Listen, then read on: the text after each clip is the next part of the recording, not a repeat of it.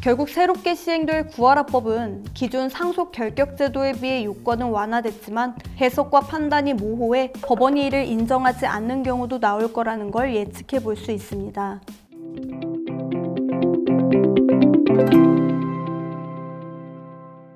안녕하세요. 상속 전문 변호사 유지은입니다.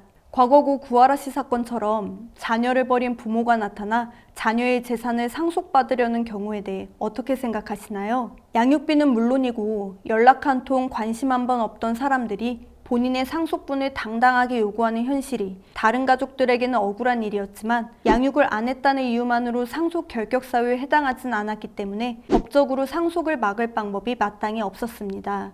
이를 위해 작년에 통과된 법안이 26년 1월 1일 곧 시행을 앞두고 있습니다. 바로 상속권 상실 선고 제도인데요.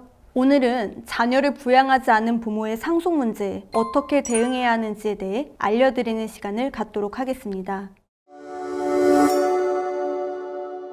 상속권 상실 선고 제도의 기본 내용과 입법적으로 아쉬운 부분까지 제도 전반에 대한 내용은 제가 다른 영상에서 소개해드린 바 있으니 궁금하신 분들은 상단의 영상 참고해 보시고요. 간단히 설명드리자면 부모로서 자녀에 대해 부양 의무를 하지 않은 사람은 자녀가 사망 시 그 상속권을 박탈하겠다는 게 이 제도의 핵심이라고 볼 수 있습니다. 기존의 상속 결격 사유가 존속 사례 등과 같이 매우 중대한 사유에 국한되어 있었다면 새로 시행될 상속권 상실 선고 제도는 그보다는 완화된 요건들을 명시해 상속인의 자격이 없는 사람에게는 상속권을 주지 않아야 한다는 국민 정서를 반영하고 있다고 이해하시면 되겠습니다. 많은 기대를 받고 있는 제도임은 맞지만 눈에 띄는 문제점들이 있는데요. 먼저 신설되는 민법 1004조의 2에 규정된 문구 자체가 모호한 부분이 있어 중대하게 부양 의무를 위반한 경우 어느 정도의 부양 의무 불이행이 중대한 위반에 해당하는지 판단이 애매하고 경제적 무능력으로 인한 경우와 고의적 유기를 어떻게 구별할 것인지가 불분명합니다.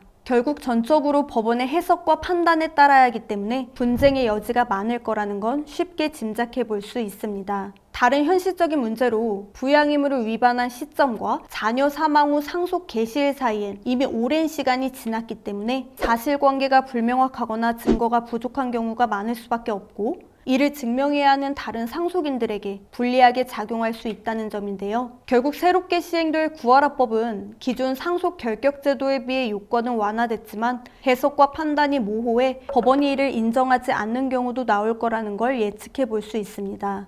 따라서 다른 상속인들은 내년부터 시행되는 이 제도를 잘 활용함과 동시에 별도의 상속 전략을 활용해 부당한 상속분을 조정할 필요가 있는데요. 먼저 망인의 병원비나 생활비 등은 될 수 있으면 망인의 재산으로 최대한 사용하고 장례비 또한 망인의 상속재산에서 사용하여 상속재산의 파이를 줄이는 과정이 필요합니다. 망인을 위해 지출하는 모든 비용을 가급적 망인의 재산으로 사용함으로써 나눠야 할 상속재산 자체를 줄이는 방법을 선행한다고 이해하시면 되겠습니다. 다음으로 공동상속인이 될 경우를 대비하여 기여분을 인정받을 수 있도록 입증 자료들을 잘 보관해 두실 필요가 있습니다.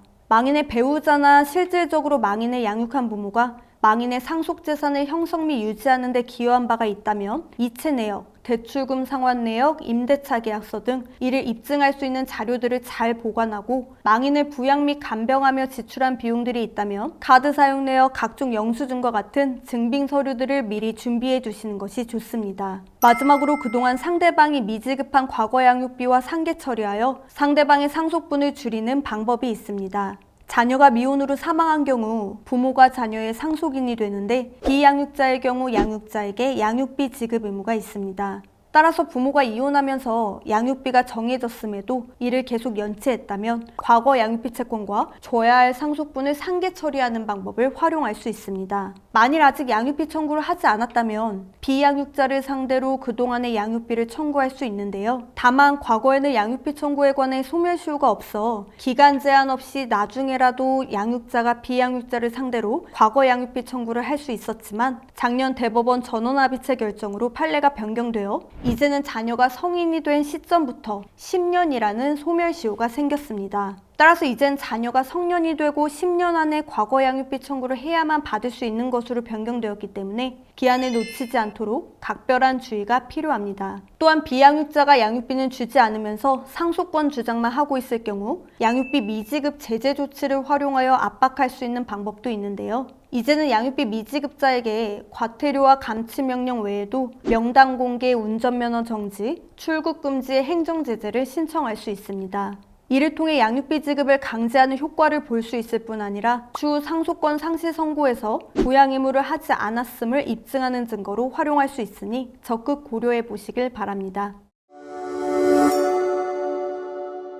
지금까지 양육을 외면하고 가족을 방치한 사람이 자녀 사망 후 상속을 요구했을 때 이를 막을 수 있는 방법에 대해 설명드렸는데요. 기존과는 달리 2026년부터는 상속권 상실 선고 제도가 시행되면서 이제는 억울함을 법적으로 해소할 수 있는 길이 생겼습니다. 실제로 이 제도가 적극적으로 활용되기를 기대하면서 오늘은 여기서 인사드리겠습니다. 끝까지 시청해주셔서 감사드립니다.